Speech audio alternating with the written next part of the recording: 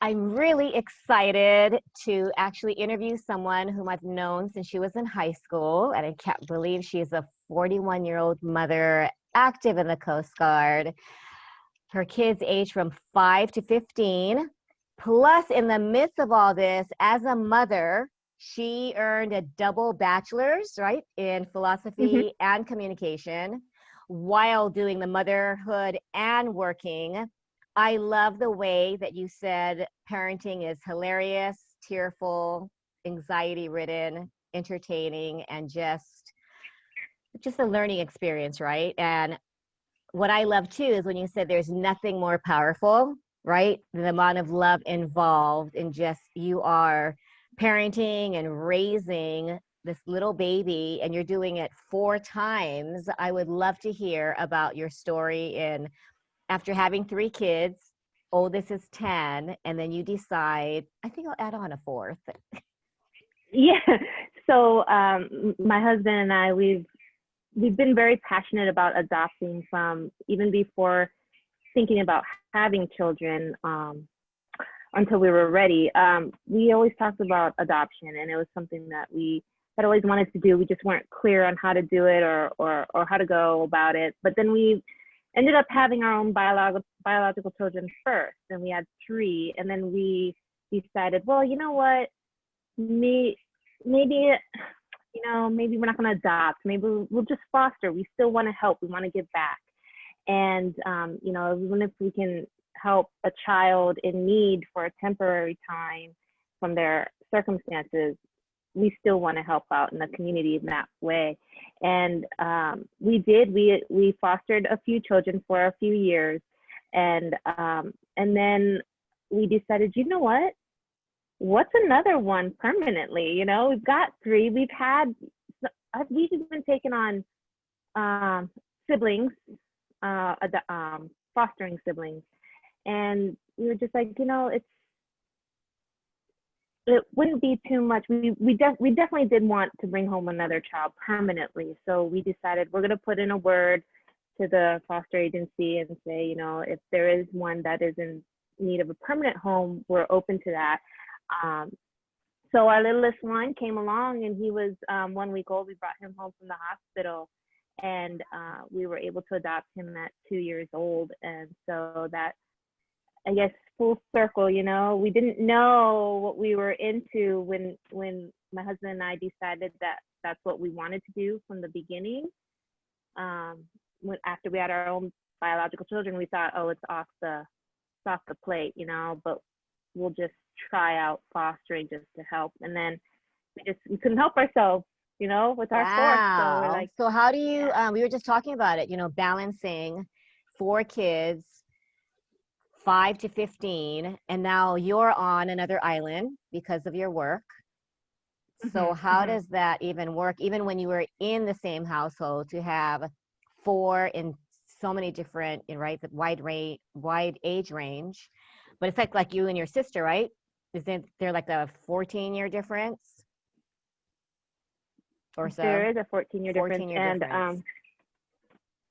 And I think in a way it's nice to have the older children or child or couple of children, because they are so very helpful. And the only way I can describe about how I was able to accomplish anything Because is you did motherhood and you did your double bachelor, schooling, right? and you worked. Yes, it's How is that possible? Yeah. I attribute that all to the support system I have. I mean, I could not have done anything possible, without my husband. He's an excellent, it's like teamwork. Parenting is teamwork. And I give him so much credit and he deserves it. I mean, when I had to write papers, I mean, just the long hours of schoolwork, and this could only be done after the kids go to bed, right? I mean, a lot of it, or while they were in school, but the times when I had to study for finals, when they're home, and he would take them out, or he would keep them away while I was in a separate room locked up trying to write a final paper. So he was definitely my support system there. And then here, Um, right now, our situation is he's on a different island at home with three of my oldest three children. I am on Oahu with my youngest child. And the only way I'm able to do that is obviously my husband at home taking care of the home front. But my mother is also a great support system here, and she helps me so much. My mother and my sister. Um, I get to stay with them while I'm here. They're letting me stay here, and they help with my youngest child. And he is handful, the one that I need the most help, and they are so very helpful. So that is the only way I can do anything is with my support system around me. You've got to have a great support system. Any tips on, I love how you post pictures about like the distance learning and about his sleep schedule. How do you do, because I think it's harder, distance learning is harder on any age, but don't you think especially as he's in kindergarten, right? His first year He is. of We were so looking school. forward to him going to kindergarten. He did 2 years of preschool, and he's just such a social butterfly. Uh, and then this distance learning curve ball came around, and it's hard. It's very hard because he's super hyperactive, so it's really hard to keep him sitting in front of a computer or laptop, in front of a screen, even just to listen to teachers' instructions. And then I feel that the distance learning is a lot of basically homeschooling. Parents have to Yes. homeschool, for the younger ones. The older ones, not too bad, they can be a little more independent for the most part. But the young ones, I'm a little scared that there's a possibility of kids being left behind with the distance learning, the younger ones, if they don't have a good support group or something, and even adults that are trying to help their children with the best intentions have trouble with the technology and the different programs and softwares and platforms that teachers and schools are using. And what I found was obviously difficult too was having four children in four different schools. And so the older two have different periods. So that's like what, 12 different teachers and classes right there with those two.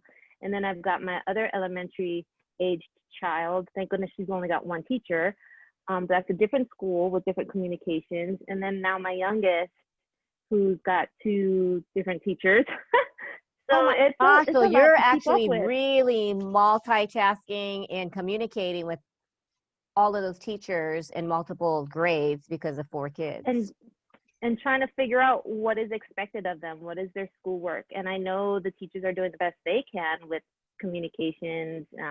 There's been a teacher that's even offered parents to join their Google Classroom, which is, I think that's awesome. It's one way to keep the parents in the know.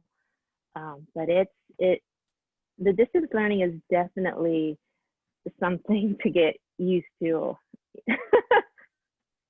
So how involved are you? This is the first time I'm speaking to a parent. I had someone also in kindergarten in Colorado, and so they do the Pledge of Allegiance. They have to, I guess, do a YouTube a story, and then the mother has to actually ask questions or be interactive. I mean, is that true for here? You're the first one on Oahu in Hawaii, actually, for kindergarten.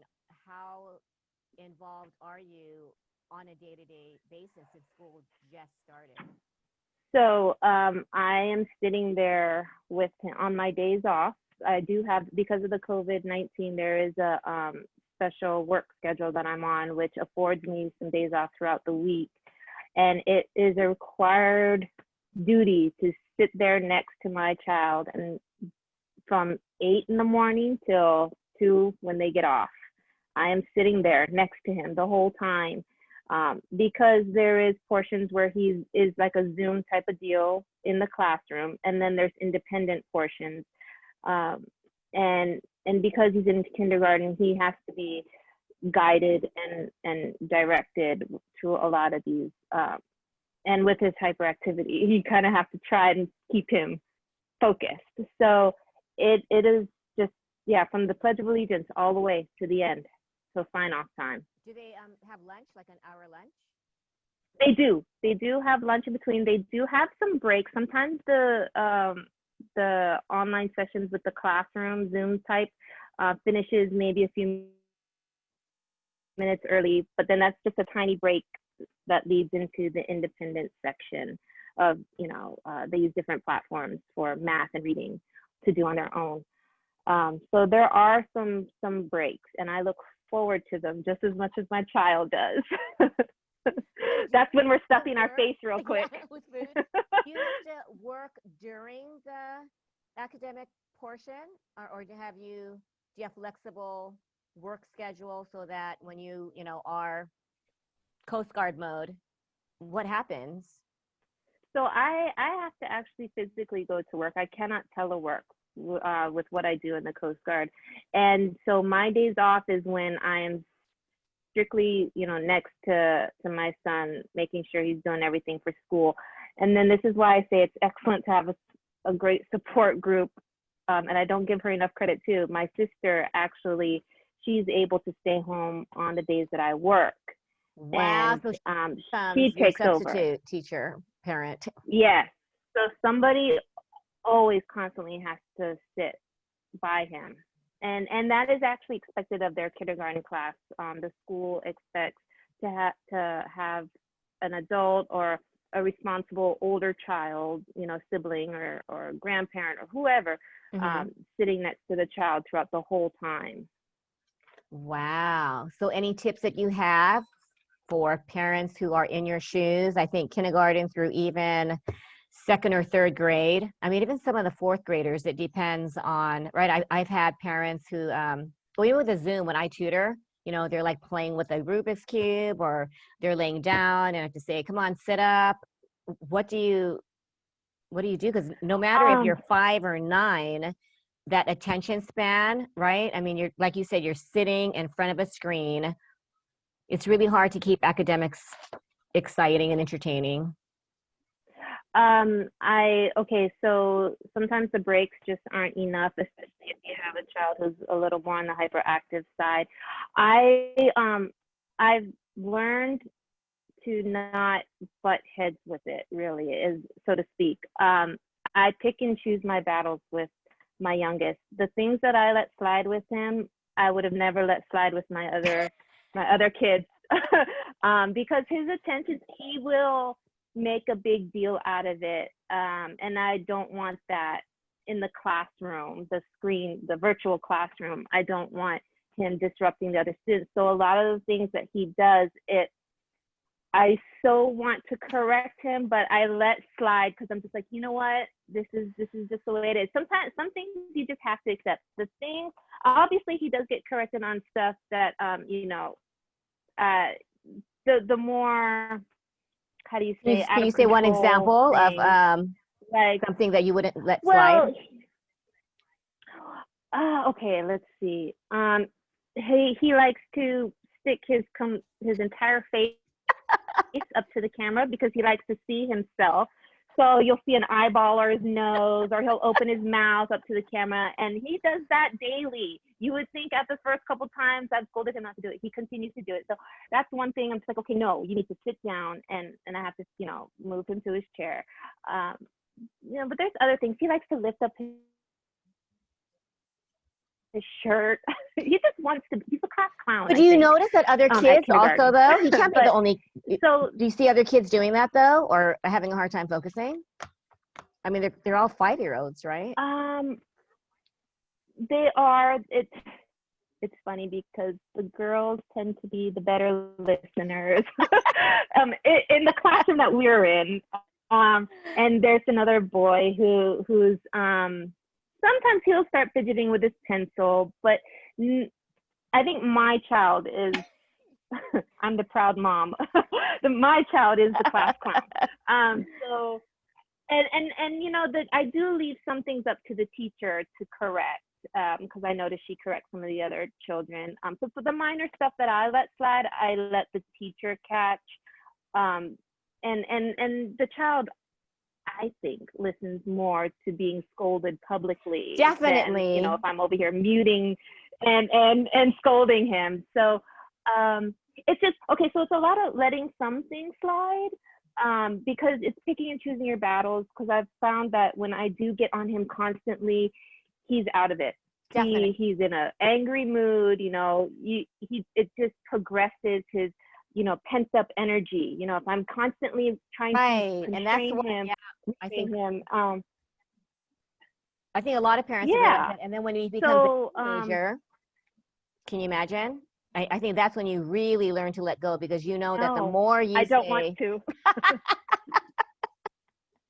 but I think you're getting great Yes. practice now, because I think a lot of parents, we've been told you must do, take the phone away, do this, do that. And it only makes things way worse. And like you said, if you don't let things go, then they just multiply, and the rebellious attitude just starts It amplifying is, almost. and it's really different because with my older kids, it was so much easier correcting them and disciplining them. I mean, each responded in their own way differently, but it just seemed easier because they didn't have that intense hyperactivity where they always had to let out energy. And with my youngest, a lot of times it'll turn into he wants the negative attention, so he'll do things that Mm-hmm. he knows will catch my attention, but it's scoldings.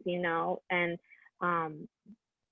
so it's really interesting with the different kids how differently you discipline or let things slide and not let things slide.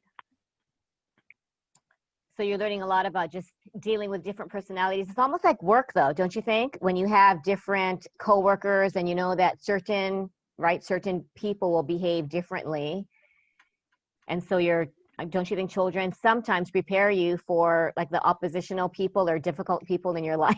Because Yes, yes, because and it's sad to say, as a manager or supervisor of subordinates, you kind of compare, do I have to treat this particular one like a child? Do I have to constantly be on them, micromanage them? Mhm. Whereas the other one, I just give them a task and they're able to do it, without problems or issues. So it does transfer over, a lot of the tips I learned from home, I mean, Oh, relate to yeah. the work.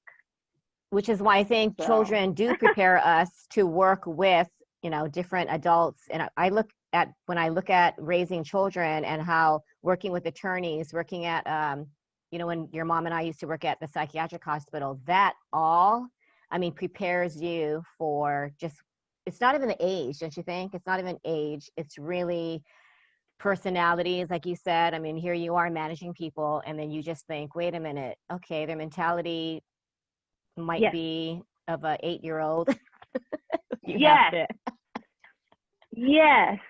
Um, yeah, you get so much life experience from that home that you can relate to the workplace. And that's, yeah, with colleagues, subordinates, and even with your bosses. You figure, Mm-hmm, mm-hmm. and I hate to say this, but with your bosses, sometimes you think, because when the military, they transfer out every 3 to 4 years, so you're constantly getting new supervisors, and so it's like figuring out which buttons you can press. Like I feel like I'm the child, right? Which buttons I can press to get away with what.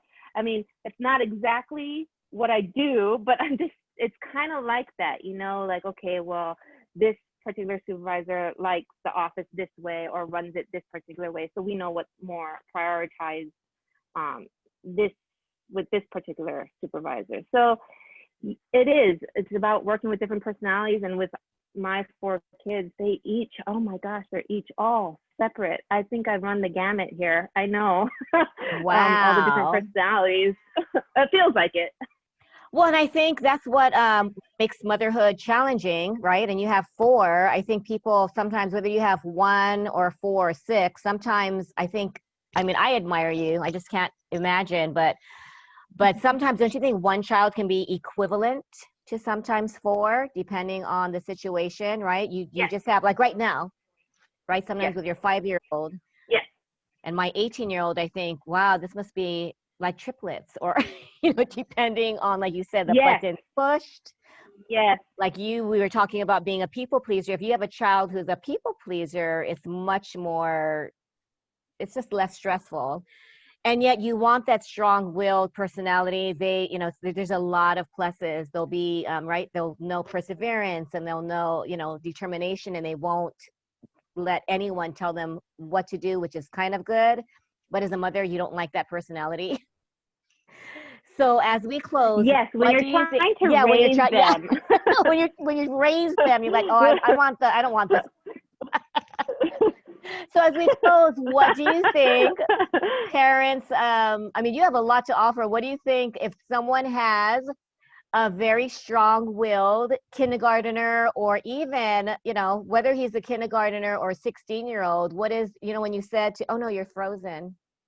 Are you there, Stephanie? Oh my goodness. I guess the internet where you are is frozen, but I'm glad that we were able to have the time that we had to discuss and share your personal story. Oh, there you are. You're back. There You were I am. like, Sorry, the that's internet is okay. terrible here. Yeah, I was like, I'm okay, surprised it lasted we'll this close. well so long. Yeah. Okay, well, I was just going to say as we close, and I thought, okay, so we're going to close with you frozen, but yeah, thank you so much, and good luck with this distance learning while you balance being, I mean, thank you for your service. I think the Coast Guard plus motherhood plus, I mean, everything that you're doing. Thank you for sharing, and I really appreciate you taking the time with your on a Sunday, and I'll let you know when I post this. But thank you so much. Tell your mom that I said hi, and Of I'll touch course. base later. Okay. I will. I really Thanks. appreciate it. Thank you. Have a Bye.